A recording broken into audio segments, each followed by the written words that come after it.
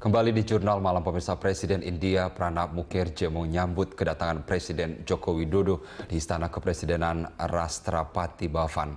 Kunjungan untuk membahas kerjasama kedua negara termasuk kerjasama di bidang ekonomi. Presiden Joko Widodo mengadakan pertemuan bilateral.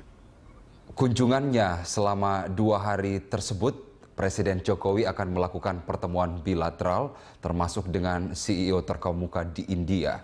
Selain bertemu dengan pejabat India, rombongan juga akan bertemu dengan staf KBRI Indonesia untuk India di New Delhi. Usai dari India, rencananya rombongan akan bertolak ke Teheran, Iran. Kunjungan Presiden Jokowi ke India dan Iran ini sekaligus sebagai kunjungan balasan kenegaraan.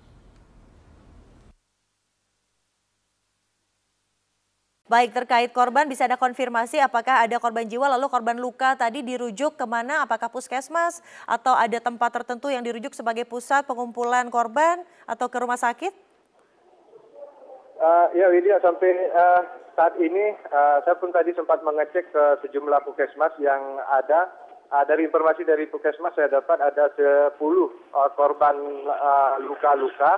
Itu sudah dua diantaranya sudah dirujuk ke Rumah Sakit Polja Biren, di mana di situ ada korban yang kritis sehingga harus dirujuk ke Rumah Sakit Polja Biren untuk mendapatkan perawatan intensif, sehingga sebagian lainnya memang masih dirawat di puskesmas terdekat. Selain itu, informasi dari masyarakat setempat juga informasinya ada 1 orang katanya meninggal di lokasi saat kejadian gempa, yaitu guru pengajian di LPI Ummul Aiman yang berdekatan dengan LPI Mudi Mesra juga. Baik, dikonfirmasi ada 2 korban jiwa di LPI atau lembaga pendidikan? 1 orang, itu dapat saya jelaskan, 1 orang yang meninggal dunia itu berdasarkan informasi dari masyarakat di sini. Informasi ini memang 1 orang yang meninggal dunia akibat tertimpa runtuhan bangunan. Anda kembali menyaksikan Prime Time. Pemirsa, Pengurus Besar Nahdlatul Ulama atau PBNU mengeluarkan fatwa bahwa melaksanakan sholat Jumat di jalanan tidak sah. Ya, fatwa itu didasarkan pada kajian Kiai dan Ulama NU selama beberapa waktu terakhir. Ketua Umum PBNU Said Akil Siraj di acara Kongres ke-17 Muslimat NU mengatakan para ulama dan Kiai NU mendasarkan fatwa itu kepada mazhab Imam Besar Syafi'i dan Maliki. Menurut mazhab itu, Jumatan harus di dalam bangunan yang sudah diniati untuk sholat Jumat di sebuah kota atau desa. Akil berpendapat mazhab tersebut layak untuk diterapkan di Indonesia saat ini. Sebab jika salat dilakukan di sembarangan tempat, apalagi di tempat umum, mengurangi kekhusyukan ibadah dan mengganggu ketertiban umum. PBNU mengeluarkan fatwa ini menyusul adanya rencana doa bersama sepanjang Jalan Sudirman dan Jalan MH Tamrin pada aksi damai 2 Desember mendatang.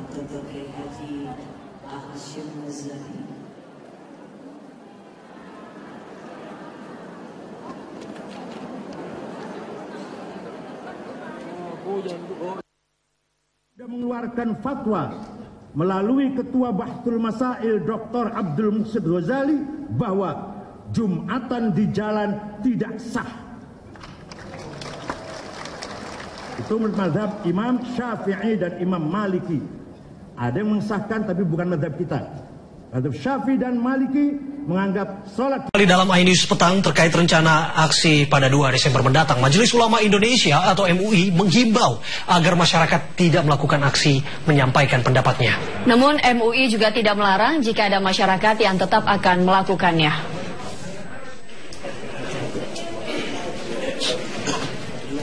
MUI meminta agar masyarakat tidak membawa nama maupun atribut MUI jika akan melakukan aksi menyampaikan pendapat. Meski memperbolehkan, namun MUI menghimbau agar masyarakat untuk tidak melakukan aksi menyampaikan pendapat pada 2 Desember mendatang.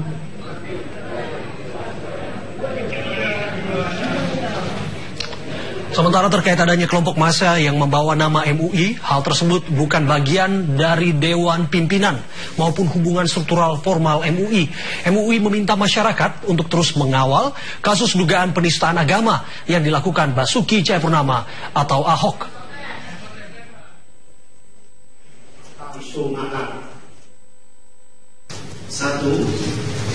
MUI menghimbau kepada masyarakat agar dalam ikhtiar memperjuangkan aspirasinya dilakukan melalui saluran demokrasi seperti lobby, perundingan, musyawarah dengan para pihak pengambil kebijakan baik eksekutif termasuk aparat keamanan dan penegak hukum maupun legislatif, serta bisa menyampaikan pernyataan pendapat melalui pers dan media komunikasi lainnya, karena hal tersebut dinilai lebih efektif dan memberikan citra positif bagi pendidikan demokrasi di Indonesia. 2. Apabila terpaksa hendak melakukan demonstrasi, MUI menghimbau agar dilakukan dengan sopan, tertib, damai, akhlakul karimah, serta mematuhi peraturan yang berlaku. 3. Terkait dengan rencana aksi unjuk rasa pada 2 Desember 2016 yang antara lain akan dilakukan oleh Gerakan Nasional Pengawal Fatwa MUI dalam forum GNPF MUI, maka MUI memandang perlu untuk menegaskan bahwa GNPF MUI bukanlah merupakan bagian dari Dewan Pimpinan Majelis Ulama Indonesia dan tidak ada hubungan struktural formal apapun juga antara DPR. Anda kembali dalam Ainis Petang. Ainis, hari ini ribuan umat muslim menggelar apel akbar di depan Gedung Sate Bandung, Jawa Barat. Meminta polisi menahan Basuki Cahayapurnama yang menjadi tersangka dugaan penistaan agama.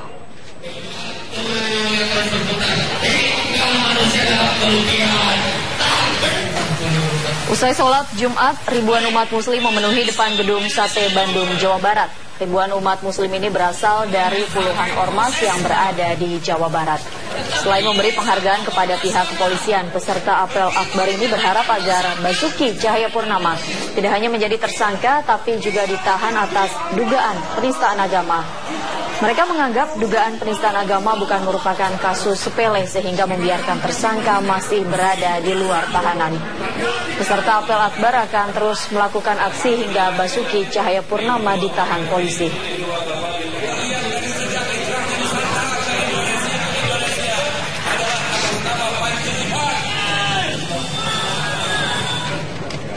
Ratusan warga berunjuk rasa meminta kasus dugaan penistaan agama yang menjerat Basuki Cahayapurnama diusut tuntas. Kita akan bergabung bersama dengan Tresya Wulandari di Bandung, Jawa Barat.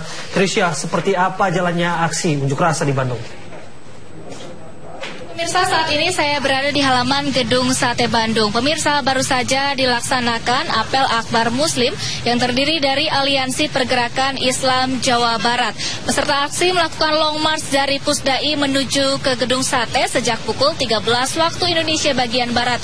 Dan baru saja membubarkan diri sekitar pukul 16.30 dan kembali berkumpul di Pusdai. Pemirsa, peserta aksi telah ditemui Wakil Gubernur Jawa Barat Deddy Mizwar dan telah dilakukan simbolis penerimaan petisi, diantaranya mereka meneguhkan komitmen umat muslim Jawa Barat untuk ikut menjaga kesatuan negara Republik Indonesia. Dan pemirsa, mereka juga menuntut putusan Bareskrim Polri yang menyatakan Ahok sebagai tersangka dan juga dicekal, namun hingga saat ini belum juga ditangkap. Hal tersebut dinilai merupakan tindakan diskriminatif dan tidak sesuai dengan negara hukum.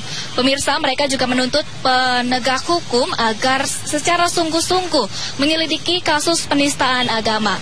Pemirsa, dalam aksinya mereka menegaskan bahwa aksi ini bukanlah aksi sara politik ataupun ada kaitannya dengan Pilkada DKI. Hal ini dilakukan murni tuntutan dari umat muslim. Pemirsa, jika dalam waktu 2x24 jam tidak ada tindakan tegas mengenai penangkapan Ahok, maka peserta aksi akan melakukan bela Islam pada tanggal 2 Desember 2016 mendatang dengan membawa perwakilan umat muslim dari seluruh Jawa Barat. Demikian informasi yang dapat saya sampaikan dari Bandung, Jawa Barat. Kembali ke studio. Terima kasih, Tresya Wulandari, laporan Anda langsung dari Bandung, Jawa Barat. Pemirsa, tidak hanya di Bandung, Jawa Barat, umat Islam di Solo, Jawa Tengah juga melakukan aksi damai. Peserta aksi damai menuntut polisi agar menahan tersangka dugaan penistaan agama Basuki Cahayapurnama. Aksi damai yang dilakukan ratusan umat muslim di depan Mapolresta Solo tadi siang berasal dari beberapa ormas Islam di Solo dan Dewan Syariah Kota Surakarta. Dalam orasinya, peserta aksi damai menuntut agar polisi menahan tersangka dugaan penistaan agama Basuki Cahayapurnama. Selama aksi damai berlangsung, arus lalu lintas di Jalan Adi Sucipto Solo terganggu karena para pengunjuk rasa nyaris memenuhi ruas jalan. Untuk menjaga aksi damai, sejumlah polisi dan polwan dari Polresta Solo ditugaskan sebagai tim negosiator.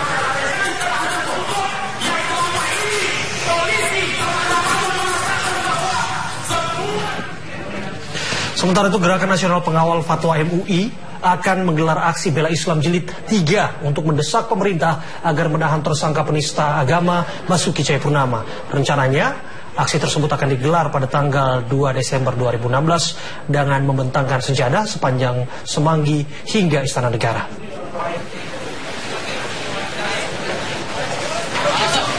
Gerakan Nasional Pengawal Fatwa MUI atau GNPF hari ini menggelar rapat koordinasi terkait rencana aksi bela Islam jilid 3 pada hari Jumat tanggal 2 Desember mendatang.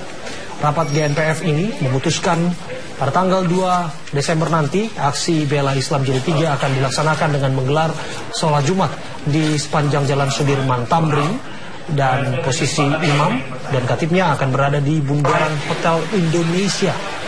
Aksi ini rencananya akan diikuti oleh seluruh elemen masyarakat lintas mazhab dan aliran. Warga yang ingin mengikuti aksi bela Islam jilid 3 ini diimbau tetap menjaga kedamaian dan ketertiban.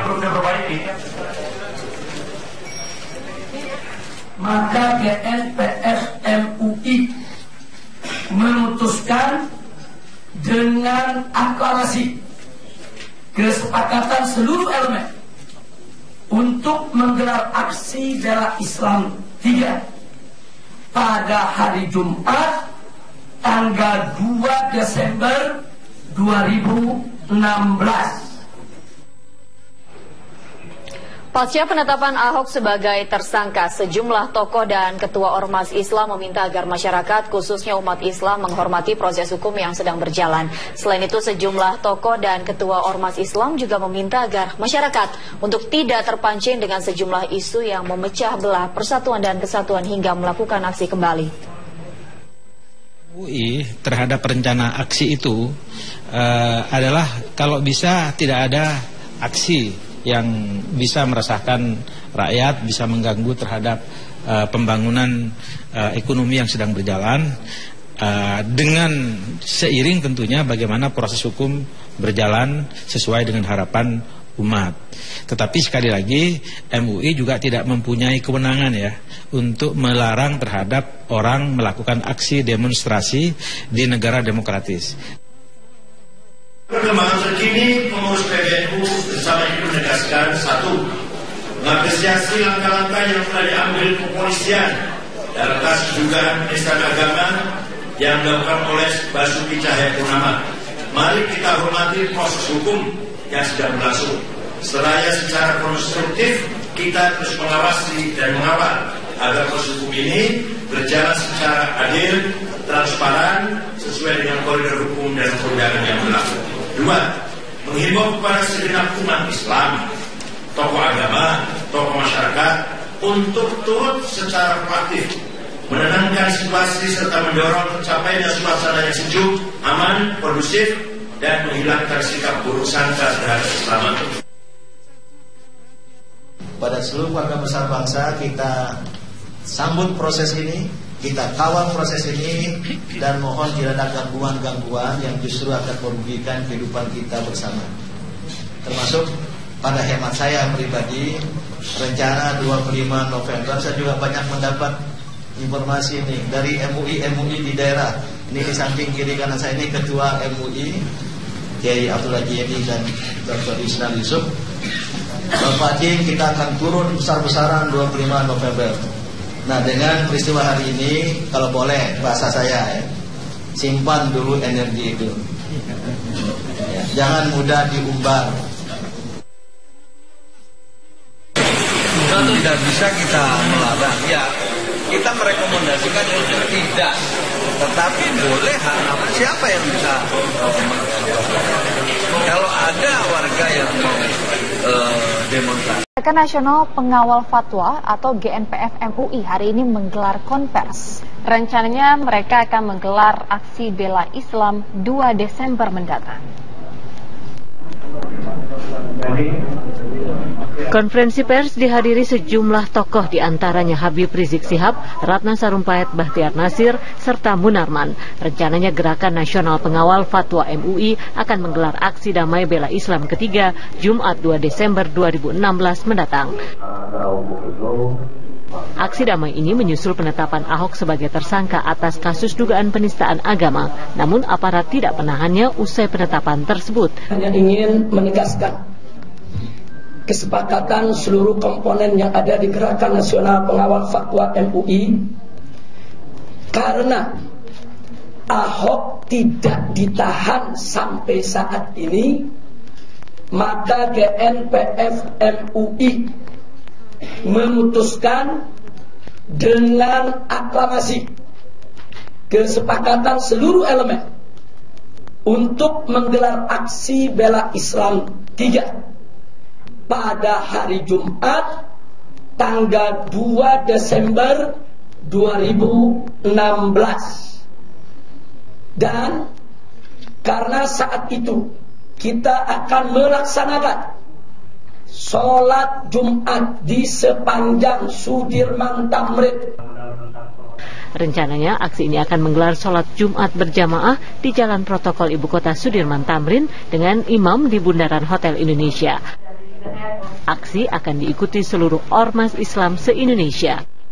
Dari Jakarta, Riki Satria, Rocky Boy, TV One mengabarkan. Pemirsa, Kapolri Jenderal Pol Tito Karnavian datang ke kantor Majelis Ulama Indonesia. Kapolri didampingi Kapolda Metro Jaya Irjen Pol Muhammad Iriawan. Tiba sekitar pukul 10 waktu Indonesia Barat dan langsung diterima oleh Ketua MUI Ma'ruf Amin. Belum diketahui apa agenda kunjungan Kapolri karena pertemuan berlangsung tertutup.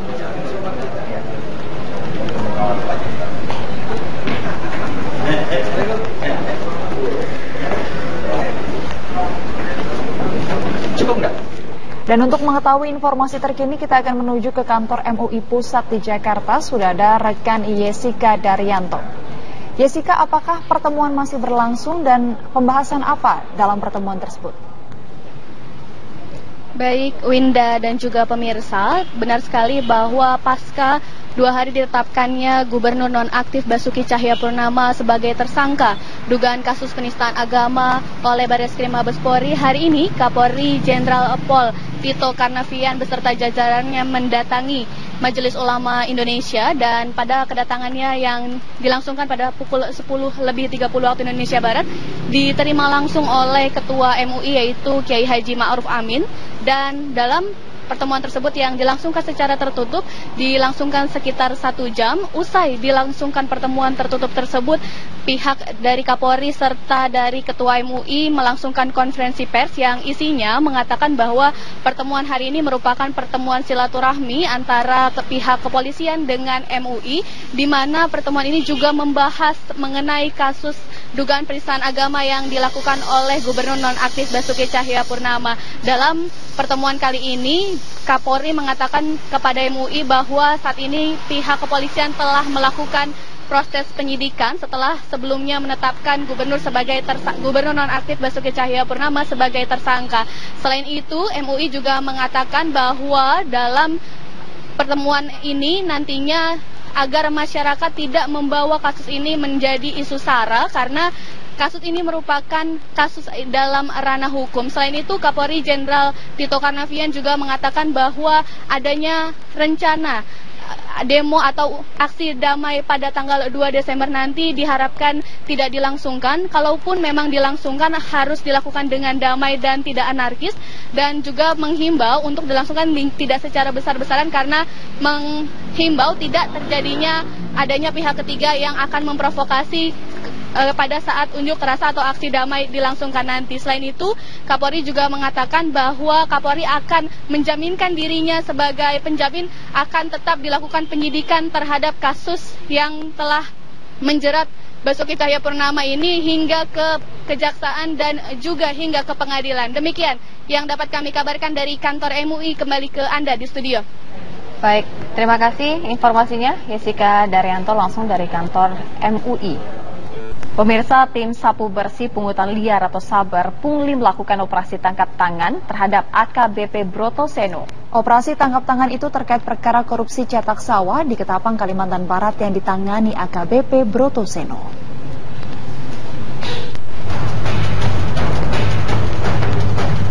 Kepala Divisi Humas Mabes Polri, Irjen Pol Boy Rafli Amar, membenarkan adanya operasi tangkap tangan terhadap perwira kepolisian dilakukan oleh tim Saber Pungli.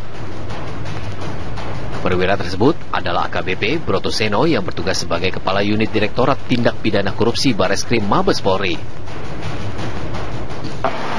Yang terkait OTT ini Brotoseno lagi diperiksa di Propam.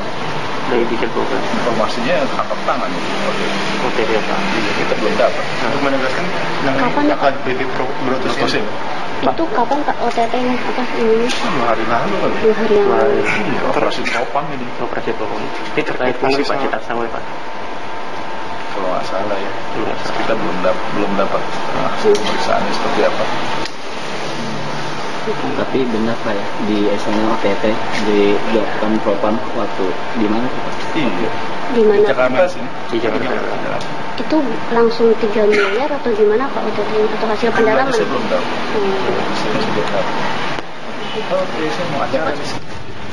Brotoseno diamankan tim Saber Pungli di Jakarta pada Selasa 15 November saat melakukan transaksi dengan pihak yang tengah berperkara.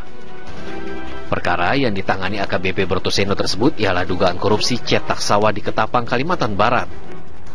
Mabes Polri belum mengkonfirmasi barang bukti dari operasi tangkap tangan ini. Pengamat kepolisian Johnson Panjaitan menyatakan AKBP Brotoseno tidak bekerja sendiri. Johnson menduga ada pihak lain di institusi kepolisian yang juga ikut terlibat. Ini nggak kecolongan. Kalau lihat angkanya 3 miliar dan programnya soal pencetakan sawah. Jadi ini program pangan yang sangat penting. Menurut saya sih dia nggak sendiri.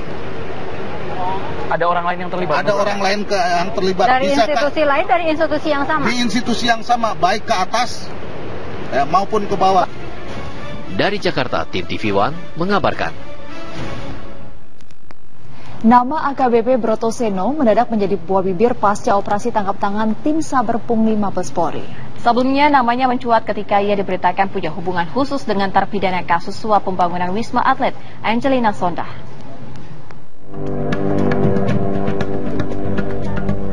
Nama Ajun Komisaris Besar Polisi Brotoseno kembali menjadi buah bibir.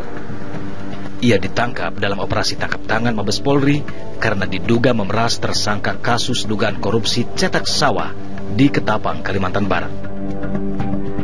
Brotoseno yang kini menjabat sebagai Kepala Unit Tindak Pidana Korupsi Bareskrim Polri berhasil diamankan oleh tim sapu bersih Polri di Jakarta. Dari tangan Brotoseno, polisi berhasil mengamankan barang bukti uang sebesar 3 miliar rupiah. Brotoseno bukan kali ini saja menjadi sorotan publik. 4 tahun silam, tepatnya tahun 2012 lalu, ia dikait-kaitkan dengan Angelina Sondah, yang saat itu menjadi tersangka kasus suap pembangunan Wisma Atlet SEA Games. Brotoseno juga kerap membesuk Angie di rumah tahanan. Tak hanya itu, mantan penyidik KPK ini ikut menjaga dan mengasuh Kinu Jabar Mas Said, putra Angie dari pernikahannya dengan mendiang Aji Mas Said. Tim TV One mengabarkan. Ke informasi selanjutnya, razia parkir liar dilakukan petugas suku dinas perhubungan di kawasan Pasar Tanah Abang. Meski sejumlah pemilik kendaraan protes, namun ratusan motor tetap diangkut petugas. Umayyah, salah satu pemilik mobil minibus ini mengamuk saat mobilnya yang terparkir di tempat tak semestinya diderek petugas dinas perhubungan. Ia tidak terima dengan alasan hanya memarkir dalam waktu yang sebentar. Adu mulut pun sempat terjadi, namun petugas Dishub tetap menderek mobil ini. Selain Umayyah, ratusan pemilik motor lain yang terparkir di atas trotoar dan bahu jalan juga harus pasrah. Kendaraannya diangkut petugas. Razia terus dilakukan di kawasan Tanah Abang karena banyaknya aksi parkir liar yang mengganggu kenyamanan pengguna jalan.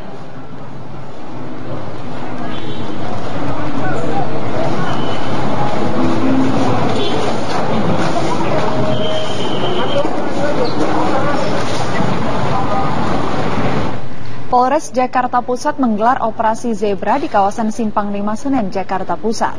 Sejumlah pengendara berusaha menghindar dari razia petugas.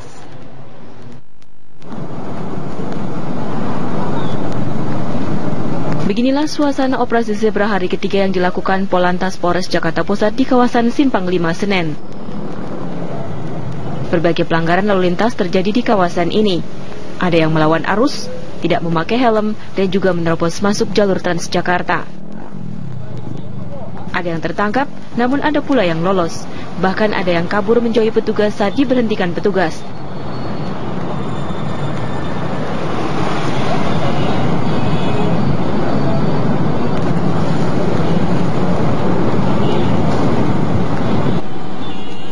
Dan ada pula yang mencoba menyogok petugas saat ditangkap. Ya, jadi untuk operasi zebra di Simpang 5 Senen ini memang ada beberapa pengendara yang berusaha untuk menghindari dari petugas kita. Namun dari petugas kita juga sudah mengantisipasi untuk melakukan penindakan terhadap pelanggar yang berupaya untuk melarikan dari petugas. Ada yang di belakang kita tempatkan 2 anggota sehingga si pelanggar bisa kita lakukan penindakan. Hidangan tanggal 25 di Bungur ya.